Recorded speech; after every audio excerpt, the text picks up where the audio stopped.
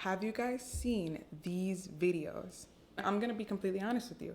I really like them. This kind of video is a really good video for someone who does have that 500 subscriber count to make in order to help them get that 1K subscribers, because the video is so popular and it's so trendy and it's really relatable. I guess what I was thinking about, I guess the science about it, everybody likes an underdog. Everybody wants to see the person who's right here get to right here. If I watch one of these videos and I see that you're humble and you appreciate having that 500 subscribers, what's it to me to press a button to help you get to that 1K subscriber count? You think about it, if you see that somebody already appreciates something small, odds are that they're gonna appreciate something big, right? So you feel like, yes, I'll subscribe. I think this is the video, I'm gonna put it up on the screen, that really started it all. Also makes me think about how honest or transparent these videos may be, because it's known that it's really popular and trendy and it gets a lot of views.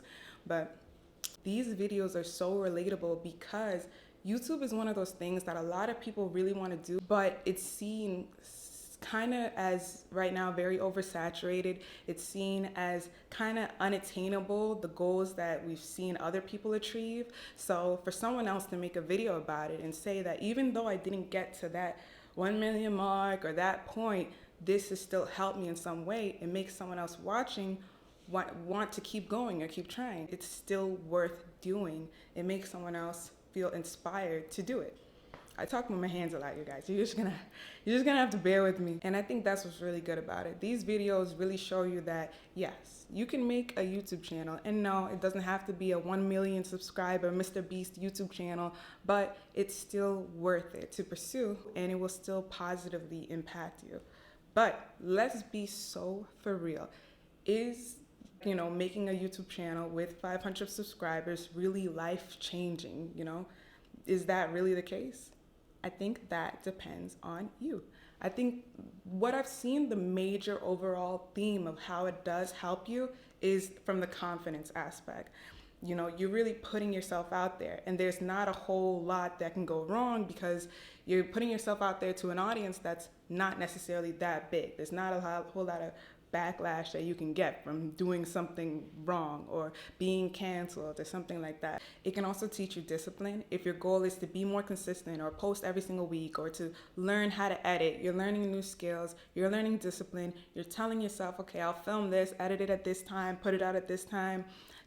Or if your goal is to create a business, go through down the business route of YouTube, then you're learning more about analytics. You're learning more about business strategies. You're still learning something, even if you're not getting AdSense. You're still gaining something from it, and it teaches you discipline and how to teach yourself something when you're not in school and you have to do it on your own and research and try to figure out what the next step is if you want to make this some sort of business for yourself. Some people do, some people don't. It depends on you. Another thing that it really helps with is public speaking. Because even me, I'm not perfect. I stutter a lot in my videos. Sometimes I'll say something and then realize I stuttered and messed up, and then I'll try to repeat myself and cut out the part where I messed up, and it doesn't even sound as natural. So it helps you with public speaking, speaking on camera, speaking in front of people. I think this is a good way to help you take your thoughts and articulate them very well into words and present them to someone who's listening. If anybody's listening. Again, this is without thinking of the whole financial aspect of YouTube. We all know that, YouTube can have the possibility to bring in a lot of financial gain, right? That's why a lot of people hop into it. But when you're starting and you don't have that stress of how much you're gonna be making every month on you when you're making videos, which really does change things, then that's a whole different ball game. When the videos are putting food on the table, that's a lot more weight on your shoulders, and it makes you worry about whether or not the videos do well, whether or not you should have picked this niche or that niche, or what video you should have actually done, or how you should have filmed it, or how you looked in the video, things like that. When you're starting off small, you don't really worry about those things, or scrutiny from other people, or the opinions of millions in the audience, because there's not really that big of an audience to worry about the opinions of. Do you know what I'm saying? You really can't mess up, so to speak. Honestly, you can never really mess up. I take that back. But like, you know what I'm saying? There's just a lot more trial and error phase and like just doing what you want to do. You have, I feel like, more creative control when this isn't financing your whole life. I feel again, I keep messing up. You see, this is normal. It's normal. Okay. Aside from the confidence and public speaking and learning discipline, the really cool thing about it is that you are documenting your life in a way that you can always go back and look back on it and appreciate it. That's what I think is really cool. Like every single YouTube video that you make, you are just putting away like a little time capsule that you could always go back and rewatch. You're doing that even if you're not trying to do that. Say you don't make vlog videos or you only make like how-to videos or self-help videos. You're still doing that in some way because you will never be you may never be in that city again. You may never have that hair color again. You may never feel those exact emotions that you felt while filming that video in that time space, in that headspace again. So yeah, you can go back and look back on it and it's like, oh, okay, that was me then in 2020 something. Like even me, I look back on my old videos and it's like, I am so far from that time period when I filmed that, but I remember it and I look back and I'm like, oh, okay, I remember that day and I was like late to school and I can look back on it and still appreciate it because it's still a part of me and it's what got me to where I am right now. You know what I mean? I feel like I'm just talking. I need you guys, I hope you guys picking up what I'm putting down. But yeah, time passes. Your perspective is different, you're different, but you can always look back on it and appreciate it too. I think that's really cool. And I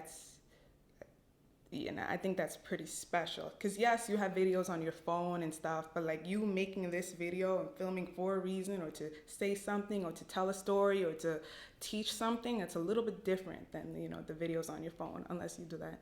Film that and put it on your phone too. That can also be very nostalgic. Like I said, I always look back on the videos I made when I first started YouTube and it's like, I'm so different from that then.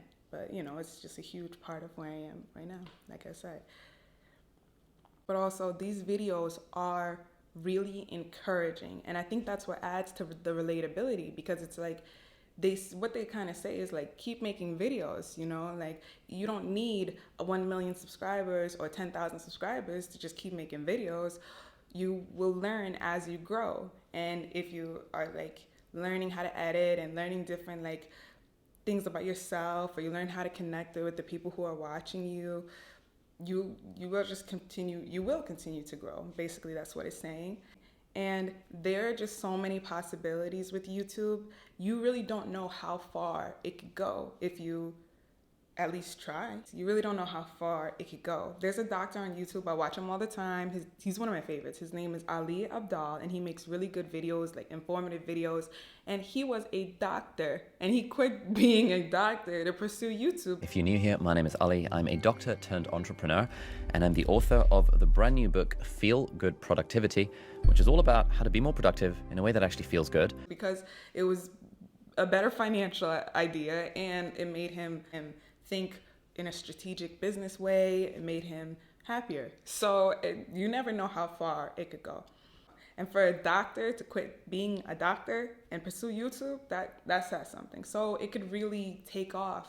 So that's why I like these videos. It says like, even if that's not your goal exactly, you could just make videos for you or just make videos in general. There's a lot of gain from it than just making money. And that's what I think that's like the highlighting point from these videos. But there are also, because I looked into it, like benefits from having 500 subscribers, and I believe it's a certain amount of watch time. I'm going to put it up on the camera, on the screen.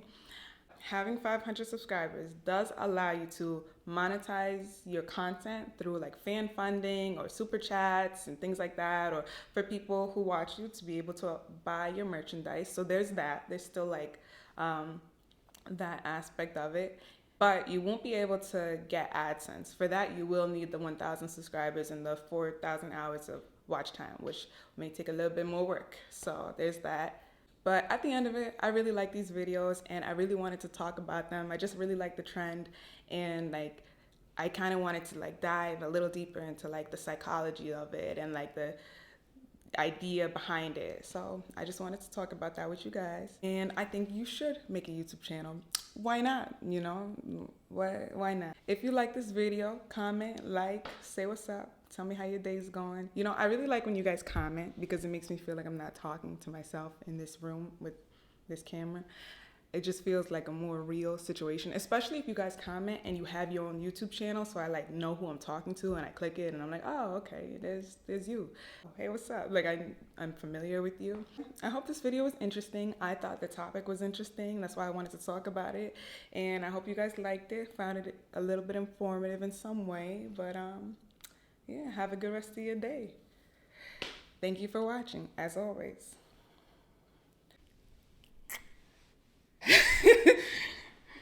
Any questions at all, comment them down below. All right, so that's all I have.